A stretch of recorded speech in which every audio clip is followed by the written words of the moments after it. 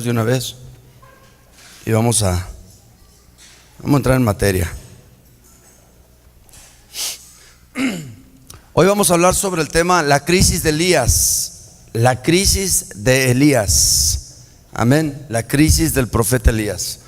Y vamos a Primera de Reyes capítulo 19 y vamos a leer el versículo 11 y 12. Primera de Reyes capítulo 19 versículo 11 y 12. Ahí vamos a leer y lo vamos a hacer con la bendición del Padre, del Hijo y del Espíritu Santo. Él le dijo: sal fuera y ponte en el monte delante de Jehová. He aquí que Jehová que pasaba, y un gran ¿qué? Grande y poderoso viento que rompía los montes y quebraba las peñas delante de Jehová. Pero Jehová ¿qué? Y tras el viento un terremoto, pero Jehová. Y tras el terremoto ¿qué? Un fuego, pero Jehová. Solo iban tres. Y tras el fuego un silbido.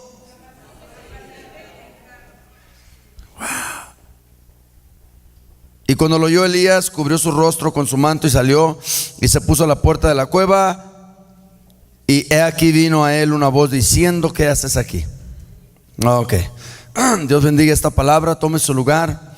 Vamos a tratar de compartir la palabra que Dios tiene hoy para cada persona. Creo que hay una necesidad por esta palabra. Yo creo que todos conocen la historia del profeta Elías. Conocen la historia de las conquistas que él tuvo. De hecho, él es considerado como uno de los profetas más fuertes y poderosos del Antiguo Testamento. Elías es conocido y reconocido tanto por los cristianos, por los cristianos ortodoxos, por los judíos, por los musulmanes. Todos ellos respetan a Elías por sus sucesos, por lo que ocurrió. Pero nosotros hoy vamos a aprender de esta situación, de esta crisis que tuvo Elías. Y dice la Biblia en Romanos 15:4 que las cosas que se escribieron antes, es decir, todo el Antiguo Testamento, dice que fue escrito ¿para qué? Para enseñarnos algo, para una enseñanza nuestra. Es decir, para que nosotros aprendamos bíblicamente cómo es que podemos, por ejemplo en este caso, salir de una crisis como la de Elías. Y dice Santiago 5:17 que Elías era hombre sujeto a pasiones semejantes a las nuestras. Era hombre sujeto a pasiones semejantes a las nuestras. Quiere decir que la crisis que le pasó al profeta, como fue hombre sujeto a pasiones semejantes a las nuestras, pues nosotros también vamos a pasar, a atravesar. En algunos casos ya hemos atravesado por estas situaciones. Hablando de Jesús, en Hebreos parece que es 5:14, dice que Jesucristo fue tentado ¿qué? En todo, pero sin pecar. Quiere decir que también Jesús atravesó por ciertas cosas. Cuando él estaba en la cruz, antes de la cruz en el Getsemaní, o sea, vemos a Jesús cuando Lázaro murió, que era su amigo. O sea, Jesús atravesó por muchas cosas, porque recordemos que Jesús fue humano y en su humanidad él sufrió todas estas cosas. Entonces vamos a ver esta crisis del profeta Elías. Y es una crisis depresiva. Es una crisis depresiva. Depresión. Tras el terremoto un fuego, pero Jehová no estaba en el fuego. Y tras el fuego un silbido apacible y delicado.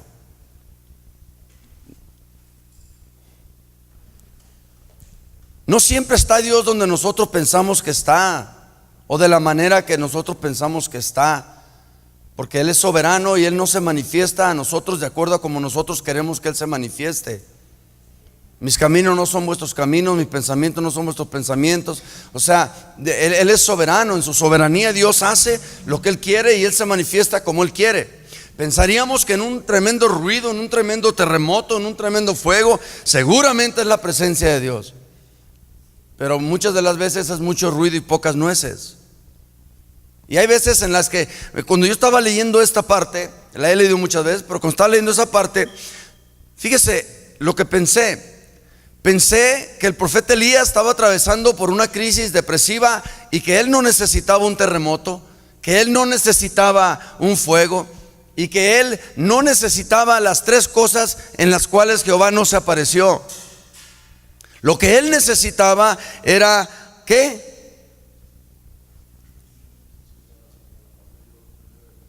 Un silbo apacible y delicado.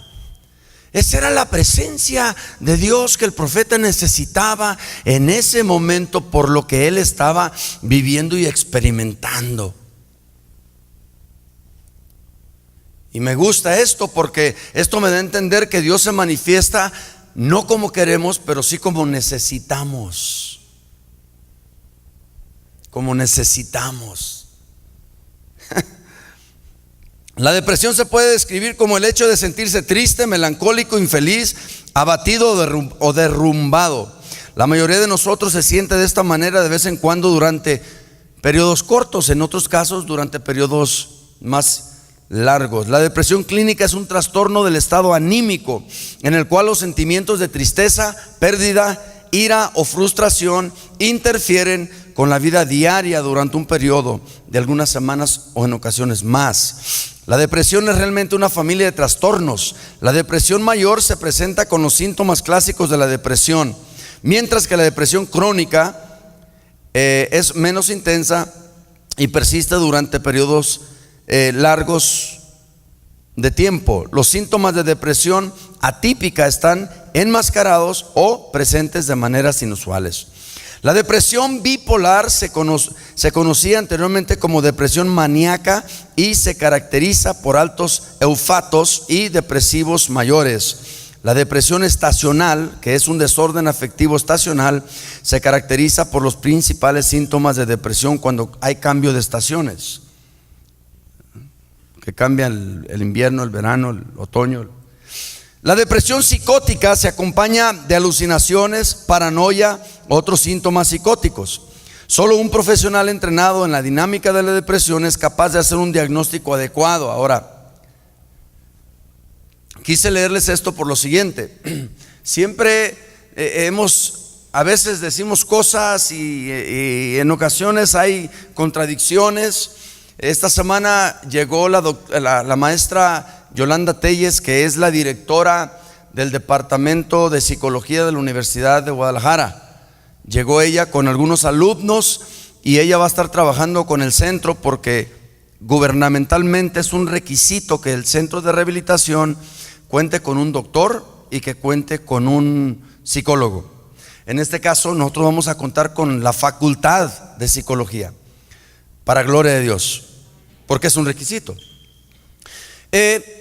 Entendemos que esto puede llegar a ser una herramienta, pero que la solución, escucha esto, por eso no estoy yo trayendo psicología, la solución se encuentra en Dios, en la palabra de Dios. Y vamos a ver esto, por eso es que le estoy leyendo esto, para que miremos ambos lados. ¿Cuáles son las causas de la depresión? Nadie sabe. Parece que hay un componente genético que nos predispone a la depresión. A veces las circunstancias desencadenan un episodio depresivo. Los cambios en la química del cerebro pueden ser la causa o la raíz. A veces la depresión es el efecto secundario de la pérdida circunstancial o de la pérdida de un ser querido. Personas se deprimen cuando se les muere alguien, ¿no? O algo, como un gato, un perro, etcétera. Ok. Ahora, déjame y te doy una reseña de la historia del profeta Elías. Elías fue enviado de parte de Dios a un pueblo que le había dado la espalda a Dios, a un pueblo que no solo estaba apostatando, sino que se había vuelto a ídolos, a imágenes.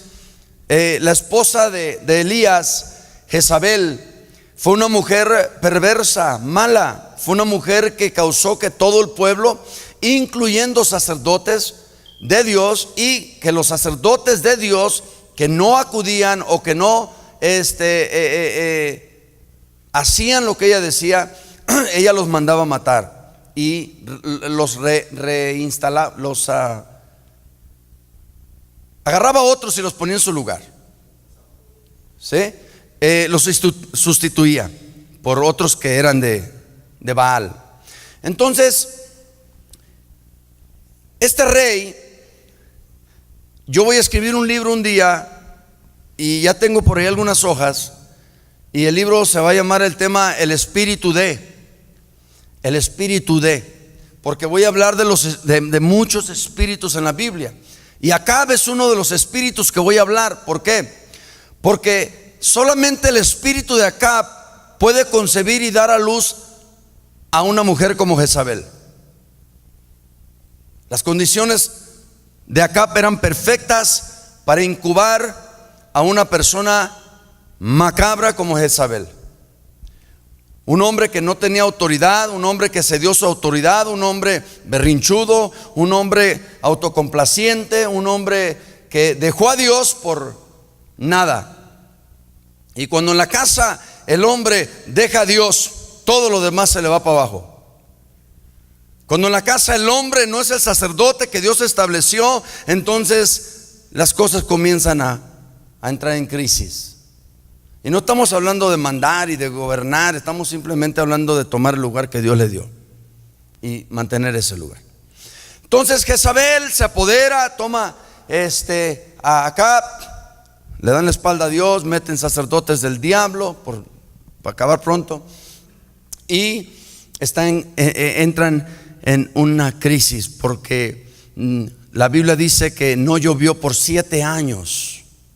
Por 7 años no llovió. Y siempre que se le da la espalda a Dios hay consecuencias. Siempre que se le da la espalda a Dios hay consecuencias. Acab y el pueblo de Israel le dieron la espalda a Dios y hubo consecuencias. Vino una sequía de 7 años. Siempre que se le da la espalda a Dios hay consecuencias. Siempre. Entonces vemos que finalmente Acab busca a Elías, porque Elías predijo la sequía y ordenó los cielos que no soltaran agua. Y entonces Acab se dio cuenta quién fue y lo mandó a buscar por todos los reinos y todos los lugares, y nunca lo encontró, hasta que un día Elías fue a donde estaba él.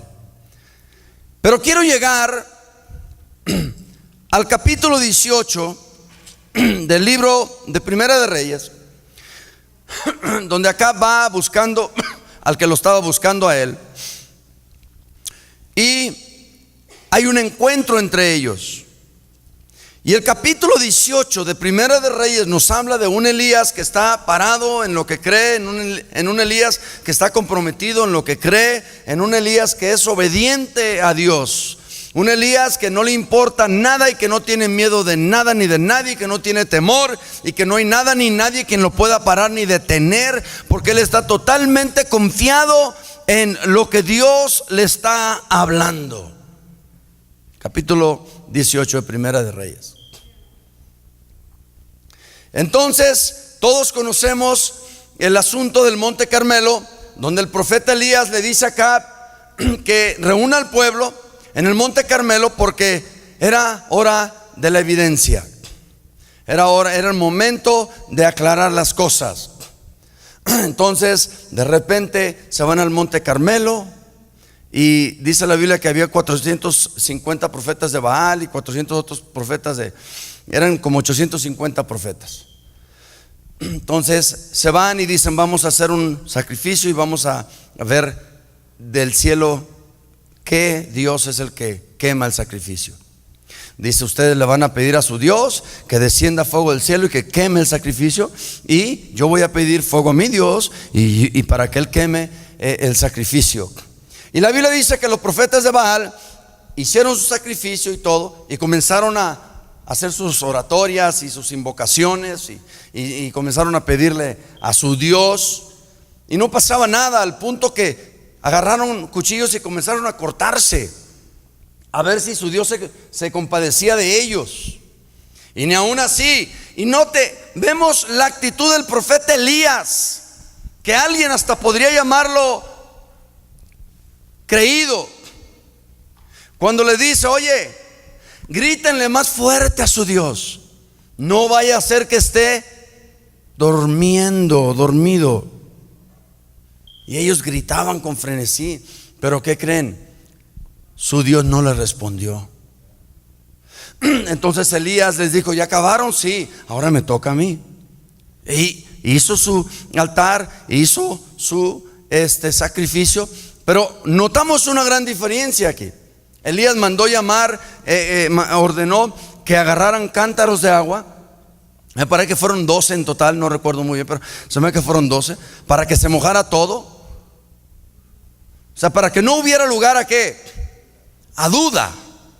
O sea, no era difícil lo que iba a pasar, era imposible. Ahora, los que somos convertidos, los que somos nacidos de nuevo, los que somos hijos de Dios, sabemos que para nosotros es imposible, pero para Dios nada hay imposible. ¿Pero cuántas veces?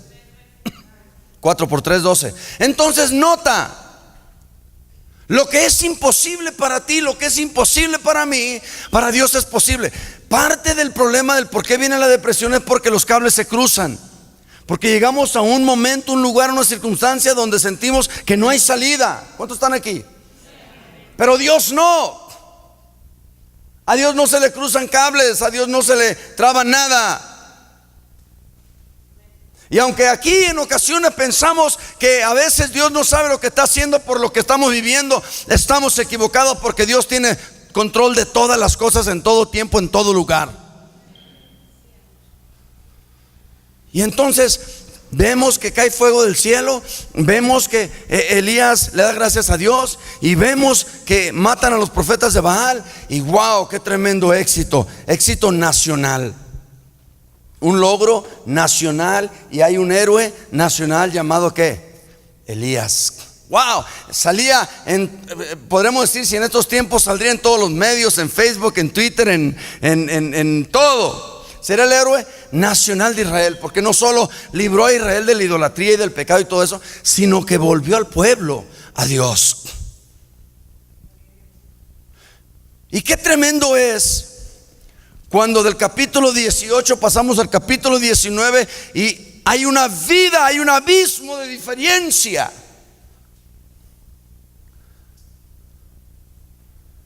¿Y cómo es que en un momento podemos estar en la cúspide, podemos estar encima, podemos estar por arriba del éxito, de los logros, de sentirnos que la hemos hecho, y que hemos logrado esto, y que hemos logrado lo otro, y que hemos llegado, y que finalmente la hicimos?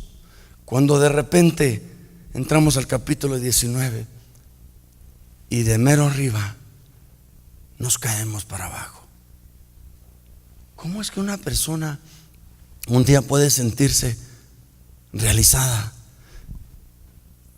y otro día puede sentirse fracasada?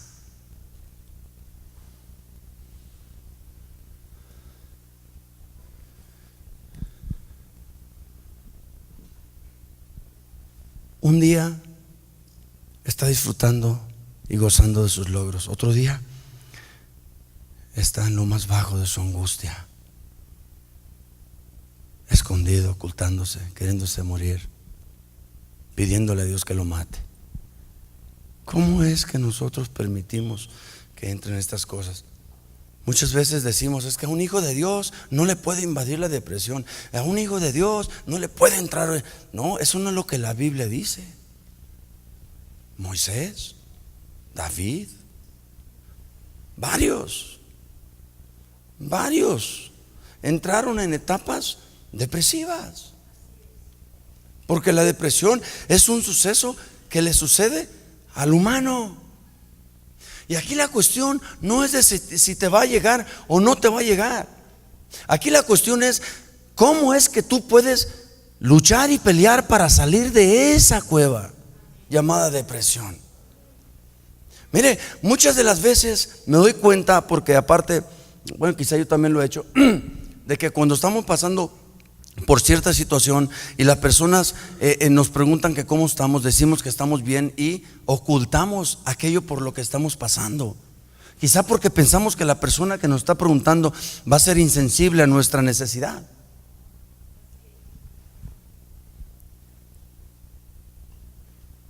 Y muchos nos sonreímos por fuera, pero no estamos sonriendo por dentro. Muchas de las veces lo que vemos por fuera, aunque estén en la batería, en el teclado, en los micrófonos, en el púlpito, en el pandero y danza, no siempre es lo que... Por eso es que necesito compartir esto contigo. Acabo de llegar de Culiacán, estaba en Culiacán, Ruri, mi hijo, está viendo una casa muy grandota en un área muy bonita, privada, con control y toda la cosa, y tiene su carro allá 2018, y llego yo a Culiacán y está el carro del año y está la casa hermosísima y estoy solo. Y de repente, estando yo en ese estado y en esa condición de estar solo, que aunque aquí en mi casa también estoy solo y también está grande y también tengo un carro nuevo, pero allá era diferente. Allá me sentía solo.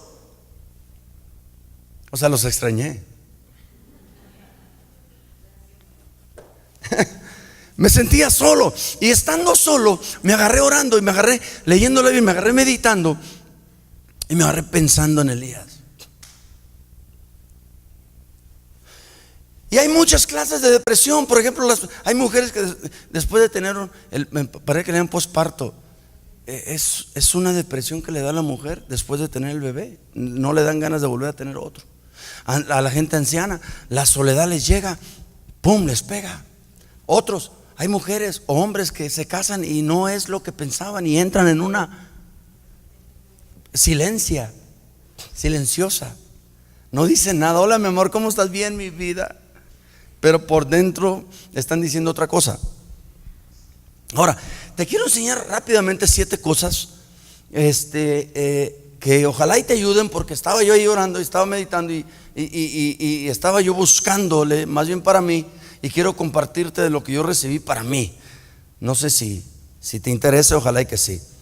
Ok, déjame tirarte ahí al aire nada más 3 palabras y vamos, o 2 palabras, y vamos conforme vamos avanzando a ver si les hayamos sentido. Aislamiento y autolástima. Aislamiento y autolástima. ¿Sale? Ahí nomás las tiré esas palabras. Ok. Número 1. Ahí te va. La depresión a menudo puede venir después de grandes logros.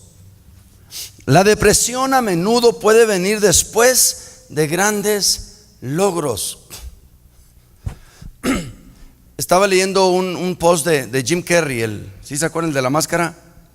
Se convirtió a Cristo y es cristiano. Y puso un post y dijo: a mí me gustaría que todo el mundo se hiciera rico, para que una vez siendo rico se dieran cuenta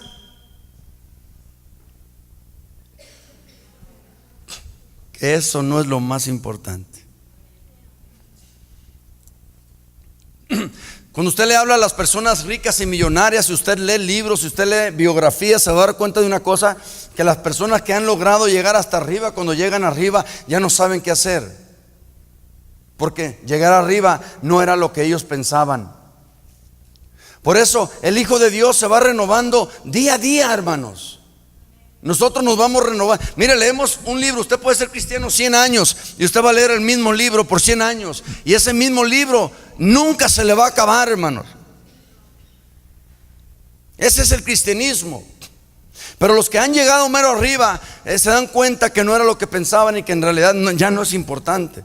Entonces a Elías le vino la depresión después de tener un logro tremendo, un logro grandísimo.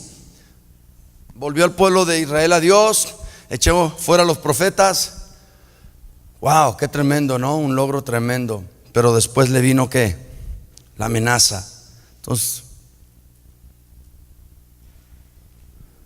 esto es lo que sucede unas pocas horas antes de que le pidiera a Dios que le quitara la vida. Oró por lluvia y llegó después de 7 años. Acabó de llamar el fuego real del cielo y cayó. La nación de Israel se había vuelto a Dios. Acabó de sacar a 850 profetas paganos en un enfrentamiento. Obtuvo velocidad. Mire, esto es algo bien tremendo, hermanos. En el capítulo 18 de Primera de Reyes, en el verso 46, tengo años estudiando la Biblia y nunca había visto esto. En el verso 46 de Primera de Reyes 18, ¿ya está ahí? Y la mano de Jehová estuvo sobre Elías, el cual ciñó sus lomos y corrió delante de Acab hasta llegar a Jezreel. ¿Qué entiende usted por eso? Si usted lee el 45, se da cuenta que Acab se fue y llegó a Jezreel. No, Elías la hizo de Superman. Elías corrió más que los caballos.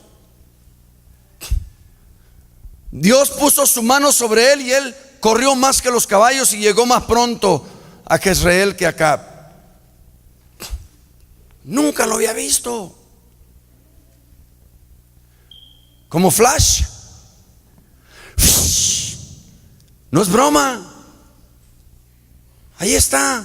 Como cuando Felipe se desapareció por el Espíritu Santo en Hechos 8 con el etíope. O sea, ahí corrió como flash. La mano de Dios vino sobre él y ¡fum! Y llegó más pronto. Imagínense, llegó acá diciendo: de aquí a que llegue Elías. Y llega y mira Elías. Digo, yo sé que no es parte del mensaje, nomás que a mí me cautivó y por eso quise compartírselos. Entonces, antes de todo, antes de que él le dijera a Dios: quiero morir, Señor, quítame la vida, él había obtenido todo esto. Wow. ¿Cómo en un momento podemos decir: aleluya, gloria a Dios, Cristo vive, gloria a Dios? Y en otro momento podemos decir, hablar palabras de desánimo, de desaliento, desmotivados, desalentados, buscando quien nos levante, quien nos reanime. No queremos hacer nada, nos acostamos, no queremos salir de la casa, estamos deprimidos. Mire que así, de un momento a otro. Pregunto yo, ¿qué tanto le duró el gusto al profeta? ¿Qué tanto saboreó el éxito? Que lo tuvo que abandonar pronto porque le llegó la amenaza de una mujer.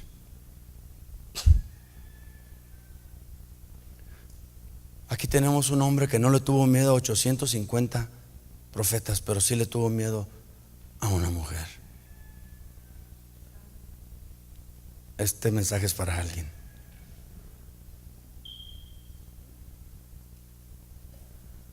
Muchas veces yo le digo a la gente, es que me dicen: ¿y usted cómo viaja? Yo viajo en camión. Debería subirse un avión, hombre, no es nada. Le digo: es que no me gusta. Pero ¿tiene miedo a morir? No, no tengo miedo a morir. Tengo miedo a subirme a un avión. Y luego me dice: pero no se siente nada. Le digo: ¿qué? Entonces vamos a ir usted y yo a un crucero en un barco en medio de la mar donde no hay nada más que pura agua. Ay, no, es que me da miedo. No se siente nada, le digo. Viera qué a gusto. Y luego si está uno pescando, wow, no se siente nada. Ay, no, es que me da, es que todo mundo le tiene miedo a algo. Nada más que cuando el miedo es ajeno, tú eres pronto en decirle a la otra persona que aquello no da miedo. Pero cuando se trata de ti,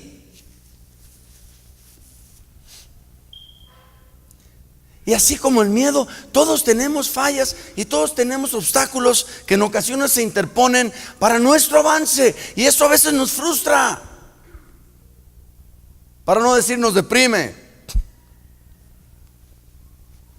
Cuando tú eres un predicador del evangelio, estás predique, y sabes que por un tiempo y por otro tiempo y por un año, otro año, 3 años, y ves a las personas que no cambian y que viven igual, eso te deprime.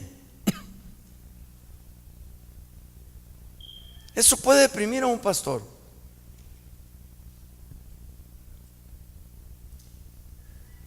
Le decía a Moy hace un rato que un pastor se suicidó en Brasil y estaba leyendo su carta. Qué tremendo, hermanos.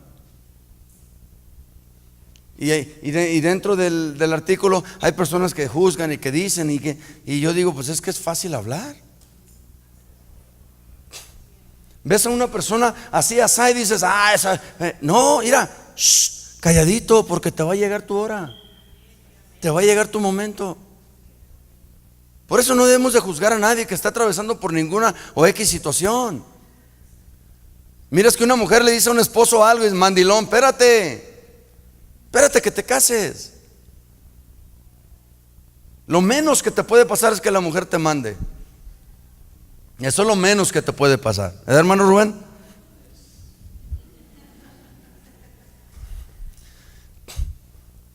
¿Cómo crees que los matrimonios duran? Haciendo acuerdos, cumpliéndolos. El hombre es hombre y la mujer es mujer, pero se hacen acuerdos. Entonces, Elías acababa de conquistar, pero por palabras. Diga conmigo palabras. Porque ni se lo dijo a él, ella directamente. Ella lo dijo: háganme los dioses. Era una manera de decir: que me muera si es que no pasa esto.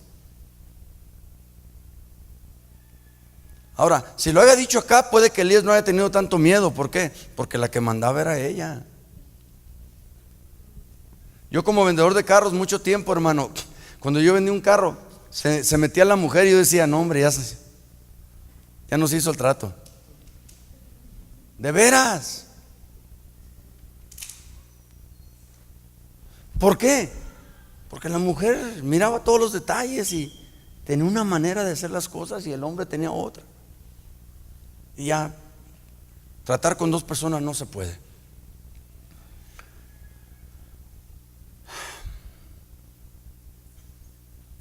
Entonces me doy cuenta que puede ser igual en nuestras vidas, a menudo experimentar grandes desánimos inmediatamente después de grandes logros. Después de grandes logros. Miraba yo el capítulo 18 y el 19 y yo decía esa es la vida, hermanos. La vida es como una rueda de la fortuna.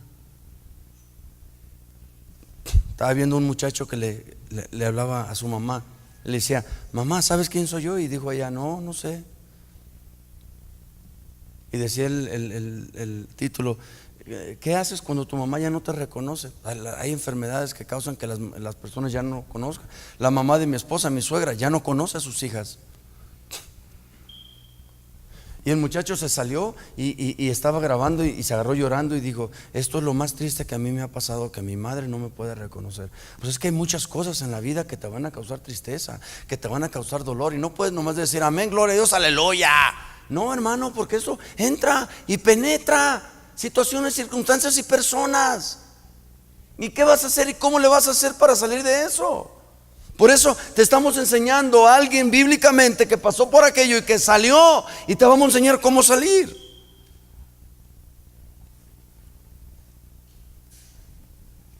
Dos, cuando estamos deprimidos tenemos la tendencia de aislarnos. Tenemos la tendencia de aislarnos. Por eso te aventé las palabras esas de aislamiento y autolástima. Aislarte, no querer hablar con nadie, de que te caiga mal todo el mundo, de que culpes a todo el mundo, que te sientas mal, de que tengas autolástima por ti mismo o misma. ¿Qué hizo Elías? Se fue. Nota, la Biblia dice que Elías se fue, y estaba leyendo que la cueva donde se metió Elías era la frontera, era lo último de aquella región, poblado. Era lo último de la civilización. De donde estaba Elías, más para allá empezaba el desierto. y Elías se fue a lo más lejos de Jezabel.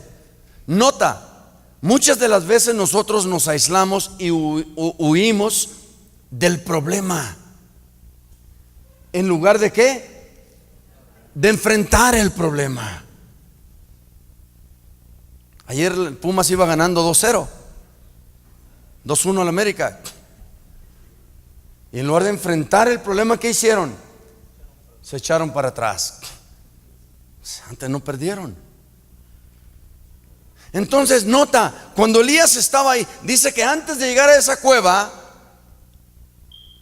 dejó a su criado. O sea, el que le servía, el que lo atendía, el que lo escuchaba, el que estaba ahí para servirle, lo dejó antes de ir a meterse a la cueva. Se aisló. Si usted supiera cuántas personas están aisladas, aunque funcionan, pero están aisladas. Si usted realmente hablara con personas y que abrieran su corazón y que te dieran su sentir verdaderamente, te darías cuenta, hermano, de que las personas están aisladas. Hola, ¿cómo estás? Bien. ¿Cómo te ha ido? Bien. ¿Qué haces? Nada. Están aisladas.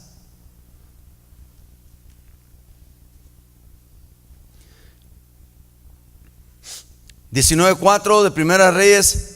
Se sentó debajo de un árbol, dice, de escoba solitario. En inglés le llaman broom tree. Así se llamaba el árbol ese. Entonces, a pesar de ganar una multitud de seguidores después del enfrentamiento en el Monte Carmelo, Elías decidió aislarse y de todo mundo, hasta de Dios. Hasta de Dios. No quería saber de nadie ni de nada. Entonces, cuando tú ves a personas, si tienes hijos, esposos o familiar, tú los ves que se aíslan, que se meten al cuarto, que están durmiendo, quieren nada más dormir, no quieren comer, no quieren trabajar, no quieren hacer nada. Ese es un síntoma y es una indicación clarísima de que esa persona probablemente está atravesando por depresión. 3, la depresión nos dice que estamos solos, porque la depresión habla. Nos dice que estamos solos, que nadie nos quiere, que nadie nos valora, que no somos importantes, que no valemos nada.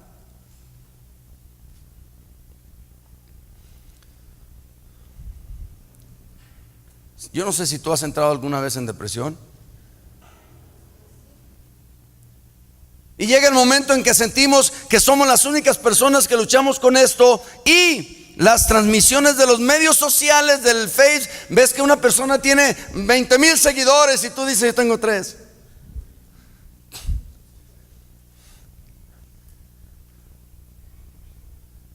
¿Qué le dijo Elías al Señor? Es que han matado a todos tus profetas, Señor, y solamente quedé yo. La depresión te dice que estás solo. ¿Y qué le dijo Dios? Todavía hay 7,000 rodillas que no se han doblado a Baal.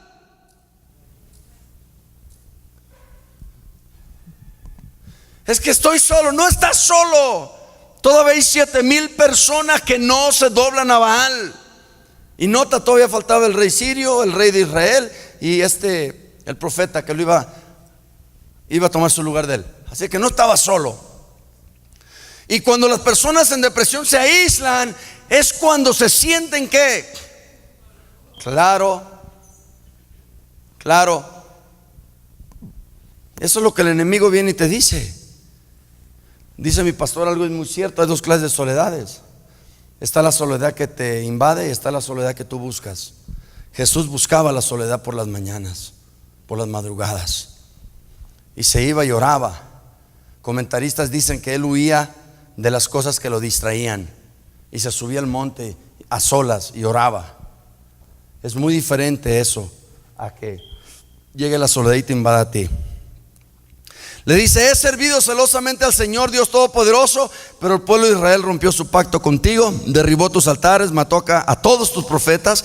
Yo soy el único que queda, y ahora también están tratando de matarme. ¿Era cierto? No era cierto. Se sentía solo en su lucha, un sentimiento común que podemos sentir cuando estamos deprimidos. Nadie me entiende.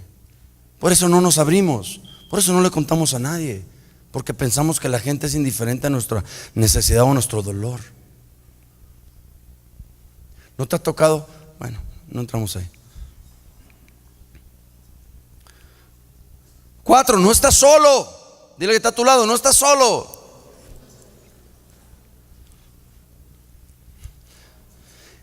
El problema con este sentimiento es que no es cierto.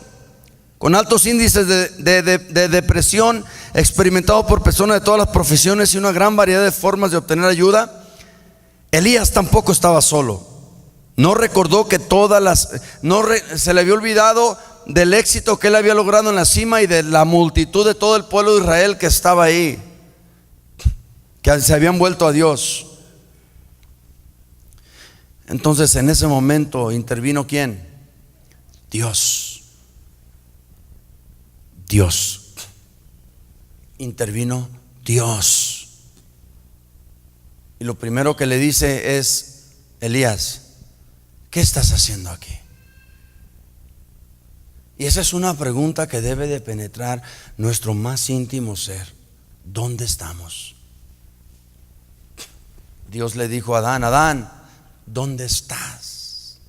Dios le dijo a Caín: Caín, ¿dónde está tu hermano? ¿Por qué es que Dios hace preguntas a las que Él ya tiene la respuesta? Porque le quiere dar la oportunidad a la persona que se exprese ante Él. Porque uno de los problemas con las personas que se deprimen es que no quieren hablar con nadie. No quieren hablar con nadie. Tienen secretos, tienen closets, tienen esqueletos. Dios intervino y llevó el mensaje a Elías. Y mientras Elías quería morir, había trabajo que hacer.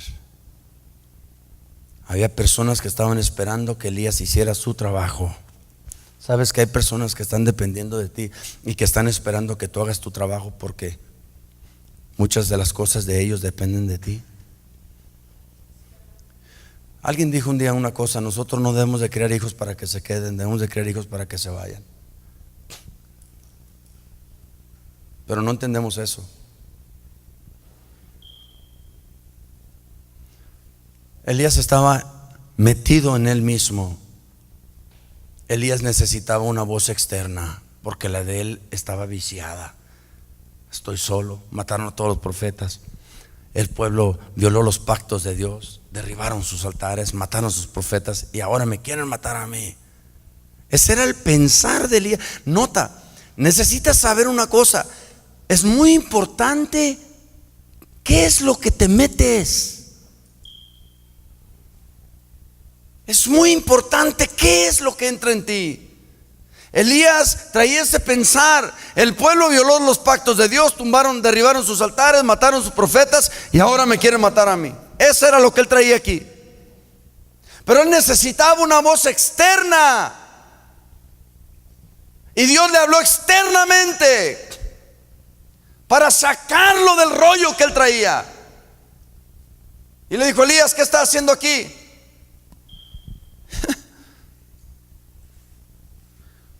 Lo primero que le preguntó el Señor: ¿qué estás haciendo aquí?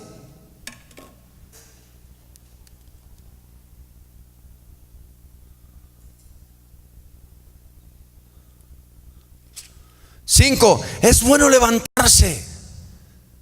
Es bueno levantarse. Alguien va a decir: ¿pero cómo? Con la ayuda del Señor. Eres hijo de Dios.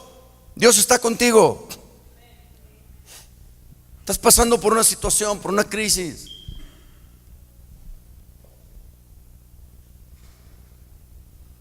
Pero no te vas a quedar ahí.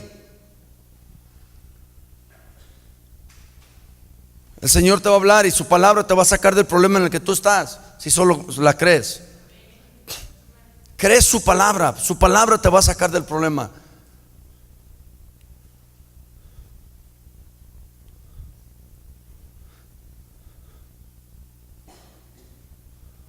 Luego se acostó y durmió bajo el árbol. Pero mientras dormía, un ángel, ¿qué le dijo el ángel? ¿Ah? Levántate.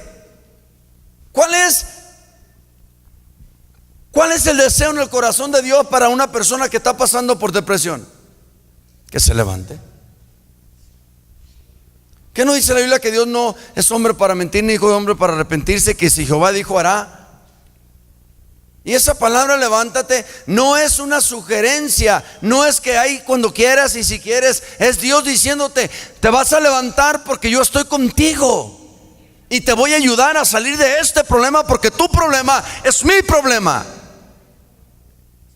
Y esto es algo muy importante que necesitamos entender, que Dios es un Dios que se interesa en nosotros de tal manera que los problemas nuestros vienen a ser problema de Él.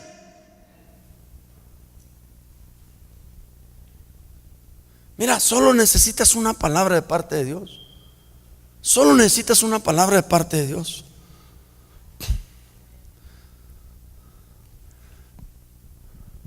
Dios lo dejó descansar porque estaba exhausto, estaba agotado. Subir a una montaña no es cosa fácil. Y Elías había subido a una montaña. Hacer un sacrificio no es cosa fácil. Matar 850 profetas no es cosa fácil. Caminar, no recuerdo, parece que fueron, no me acuerdo cuántos días fueron, pero fueron muchos días. Estaba exhausto, agotado. ¿Sabes tú que cuando estamos exhaustos y agotados, eso alimenta y ayuda a la depresión? Con ganas de hacer nada. Y Elías estaba exhausto y agotado, y Dios lo dejó descansar, pero nada más por un tiempo. Y después le habló, y después llegó el ángel, le alimentó y le tocó y le habló y le dijo: hey, mijo, ya es hora de levantarte. Y Dios en esta mañana le está diciendo a alguien: ya es hora de levantarte. Ya es hora de salir de la depresión, ya es hora de salir de tu crisis, ya es hora de salir del problema. Fíjate lo que pasa.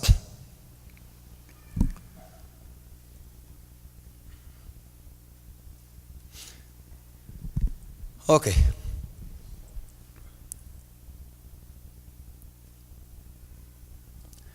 ¿6? ¿Vamos a las 6? Ya vamos terminando. Ah, caray, ya se acabó. Tener un ángel que nos ayude es las 6. Tener un ángel que nos ayude. Voltea al que está a tu lado y dile: ¿serás tú mi ángel? ¿Qué dijo, pastor? Esa es doctrina errónea. No, espérame.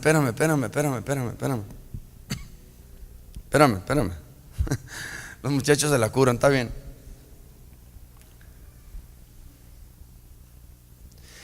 Levantarse es más fácil decirlo que hacerlo. Y si somos honestos, es lo último que le apetece hacer a una persona cuando está deprimida. No quiere salir de ahí porque entra en una zona de confort. Entra en una zona de confort. Porque levantarse requiere esfuerzo, requiere fuerza, requiere esto, requiere lo otro, y no lo tenemos, o sentimos que no lo tenemos. Ahí te va. Tener un ángel, para él fue literal, pero para nosotros es tener un amigo, un miembro de la familia, un individuo en quien confiamos, alguien a quien amamos y que nos ama. Eso es tener un ángel. Es una persona que está dispuesta a escucharnos, que está dispuesta a darnos un buen consejo, que está orando por nosotros, que nos anima, nos motiva, nos alienta. Necesitamos gente así, y necesitamos ser gente así. Otra vez, necesitamos gente así y necesitamos ser gente así. Solamente una persona que ha estado en depresión puede entender a un deprimido. Por eso yo me entiendo bien con los muchachos. El otro día los agarré ahí, estábamos en la mesa, les dije: más vénganse todos. Y les di una enseñanza. Y se me acercan dos, dice: pastor, lo que usted dijo es la pura neta. Le digo: brother, es que no es verbo. O sea, yo ya lo viví.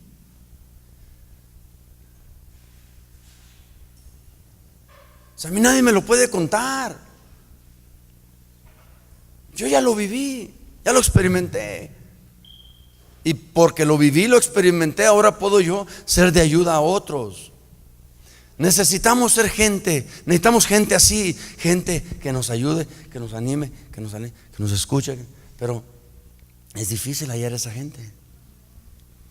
Porque a veces esa gente que estamos buscando que nos ayude, que nos escuche, es a veces la gente que está criticándonos. Y qué feo es cuando tú ves a alguien y aunque no lo dices, oye, me siento mal, estoy deprimido, ayúdame. Y esa persona está hablando con otros y diciendo, no la aguanto, con esa cara y esa actitud y ese carácter. Tú no sabes por dónde está pasando esa persona que te está buscando para que le levantes, pero lo único que tú estás haciendo es tumbándola más.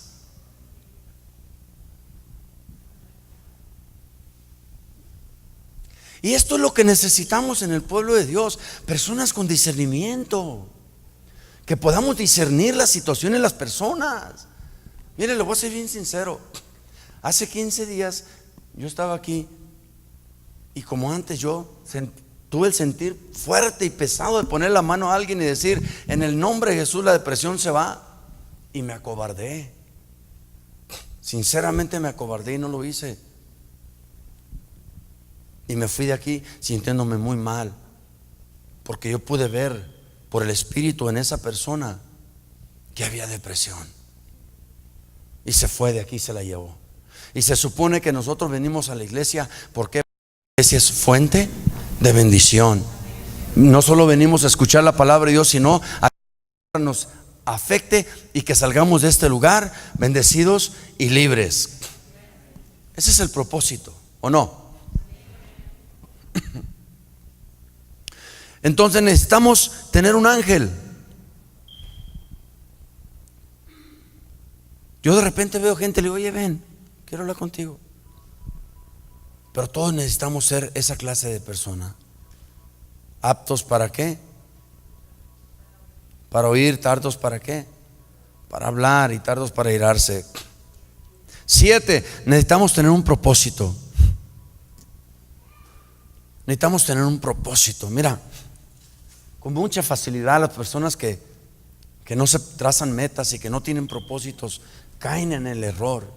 Con mucha facilidad se sobajan, se sienten mal, se sienten solas, se sienten víctimas, se sienten que nadie las quiere y nadie las ama. Y no estoy hablando en el género femenino, hablo en general, las personas. Tú tienes un propósito. Mira, el salmón, ese pez nace en un río, se desemboca al mar y vive años en el mar. Y cuando ya va a dar a luz, para que me entiendan, ¿sí? Cuando ya va a echar sus huevitos, se va a ese mismo río donde nació, donde a su madre le costó la vida. Pero no le importó la vida a su madre porque había algo más valioso que la vida. Y lo valioso para la madre salmón es echar sus huevos para que nazcan sus crías. Pero esto es más fácil dicho que hecho. ¿Por qué? Porque el salmón tiene que salir del mar, tiene que entrar a un riachuelo, tiene que nadar contra corriente. Nota, el agua va para allá y el salmón viene para acá. Pero eso no es lo peor. Lo peor es que el salmón tiene que subir una cuesta donde el agua viene para abajo. ¿Y sabes qué pasa después de que la mamá salmón ya, ¿cómo se dice? Desova.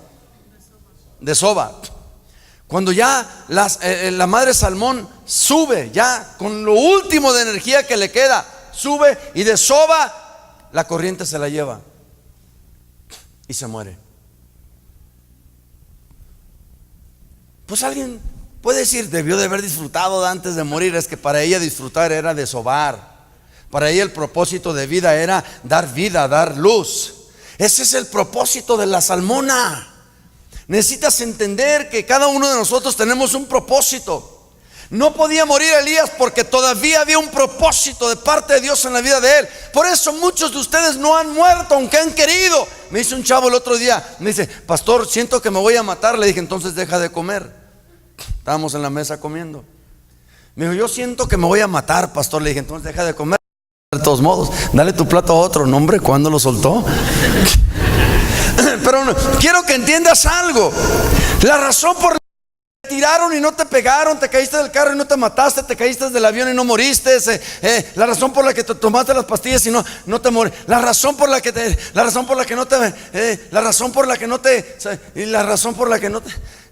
es porque tienes un propósito. La razón por la que yo no morí en la prisión en 1988 es porque yo tenía que ser tu pastor. Hay un propósito de parte de Dios en tu vida y no vas a morir hasta que el propósito de Dios se cumpla. Tú no conoces la vida del hermano Rubén. Tú no sabes el proceso que él tuvo que pasar. Tú escuchas que Dios le da esto y le da lo otro y le da lo otro. Sí, pero él pasó un proceso. Y ese proceso lo llevó a su propósito. Mira, si los hermanos de José no lo hayan vendido, José no haya llegado a Egipto. Y si José no llega a Egipto, el pueblo de Israel haya perecido. Lo que para ti es para mal, para Dios es para bien. Necesitas entender que si no hay un propósito, si no hay una meta, si no trazas un camino, vas a estar perdiendo tu tiempo, tu vida, tu esfuerzo, tus recursos y todo lo demás. Debes de saber que estás aquí por algo y para hacer algo. No estás aquí para pasártela viendo la tele todo el día, estar en el celular todo el día y estar en las redes todo el día. Es una pérdida de tiempo. Hay algo más fuerte, hay algo más poderoso, hay algo que te debe de motivar. Hay algo que te debe de hacer levantarte cuando no traes ganas. Hay algo que te debe de hacer predicar cuando no traes. Hay algo que te debe de hacer leer la Biblia cuando no traes. Hay algo que te tiene que hacer orar cuando no traes ganas. Hay algo que te tiene que levantar y ese es propósito. El pueblo sin visión, ¿qué pasa? Perece, sin profecía, se desenfrena. Cuando no está lo de Dios en mí, me voy a desviar, me voy a desenfrenar, me voy a deprimir, me voy a entristecer y voy a permitir que aquello me invada en lugar de yo invadir aquello. Si yo te pregunto, hermano, ¿cuál es tu propósito? ¿Qué me vas a decir? ¿Cuál es tu propósito de vida? ¿Cuál es tu propósito en el reino? ¿Cuál es tu propósito en el Señor? Por eso te decía el otro día que muchos se conforman con el texto, nada más con saber que de tal manera amó Dios al mundo y que somos salvos. Ya, te conformas con el texto. Necesitas agarrarlo, meterlo a tu contexto y dejar que aquello en tu contexto gobierne tu subtexto, para que lo de adentro sea transformado y sea manifestado por fuera. La palabra de Dios es viva y eficaz solamente cuando nosotros la agarramos y la creemos y la aplicamos. El inconverso lee la Biblia y lee una historia. Para él la palabra de Dios no es viva ni es eficaz. El Hijo de Dios lee la Biblia y la palabra de Dios es viva y eficaz y penetra, porque hay un propósito. Apartadme a Saulo y a Bernabé para la obra que yo les he encomendado. Tengo un propósito. Dios sacó a Pedro, un pescador. ¿Para qué? Para que se levantara, para que confirmara, para que predicara. Dios mandó a Pedro a los judíos y Dios mandó a Pablo a los gentiles. Hay un propósito. Hay más de estar sentado en la silla de una iglesia. Hay más de estar dando diezmos y ofrendas. Hay más de estar siendo mediocre. Y mediocre es mediocre, crea medias. ¿Tú crees si yo haya llegado a Estados Unidos y me pongo ahí a acostarme? No, cuando no teníamos que comer, me fui al tianguis y me metí donde estaban descargando un camión. Y no pedí sueldo, no pedí trabajo, no pedí nada. Me metí en la fila y empecé a descargar cajas. El muchacho tenía 28 años, alaba. Y cuando se acabó aquello, el muchacho se fue a la laguna y comió pescado, él y su familia. Por 6 meses aprendió el muchacho a pescar, a tirar una atarraya. Porque hay un propósito. Y la bendición siempre sigue la visión. Recuerda esto siempre: la provisión siempre va a seguir a la visión. No es al revés, no es si me das y si me bendices. No. La provisión siempre va a seguir a la visión. Siempre. Yo llegué aquí sin nada. Sin nada, tengo casa propia y templo propio. Mi carro es propio, no lo debo. Y yo sé que hay gente que no le gusta oír esto y lo siento. Pero esto es lo que Dios hace. ¿Por qué? Porque la provisión me siguió por la visión. Yo recibí de Dios la visión y automáticamente la provisión sigue la visión siempre. Yo no le dije a Dios: Dios, yo me voy a México si me das casa y si me das carro y si me das esto y si me das lo otro. No. Dios me dijo: te vas. Le dije: pues déjame pensarlo. 2 años. Se me cerraron las puertas. Le dije: Señor, ya estoy listo. Sí, llegamos aquí, padecimos un tiempo y no tuvimos que comer meses. Sí, está bien, no le hace. Es un precio muy pequeño para pagar para las bendiciones grandísimas de parte de Dios. Pero Dios quería ver, mostrarme mi corazón, porque Dios ya sabe todas las cosas. Entonces, escúchame. Si tú no tienes un propósito, no hay nada que va a llegar a ti, porque las bendiciones de Dios llegan a los propósitos de Dios. Y parte de la depresión viene por eso, porque hay personas que se sienten inútiles, como que no sirven, porque no están sirviendo. Pero no sirves, no es porque no sirves, es porque no has querido servir. Porque sí puedes servir, si tú quieres, tienes la capacidad. Dios te capacita y te habilita. El plan y el propósito de Dios para ti es que sirvas. Todos podemos servir. Unos en un área, otros en otra, pero todos servimos. Y nadie es más que nadie. Propósito, diga conmigo: propósito. Aquel quería morir y Dios le dice: oye, espérame, antes de que te vayas, hazme un encarguito triple, ¿no? Dijo: sí, Señor. Dice: ve con Asael y lo vas a ungir como rey de Siria. Ve con Jehú y lo vas a poner por rey de Israel. Y ahí te va lo bueno, ve con Eliseo, porque él es tu suplente. Él es el que te va a reemplazar. ¿Tú te imaginas que Dios te diga: Él es el que te va a reemplazar?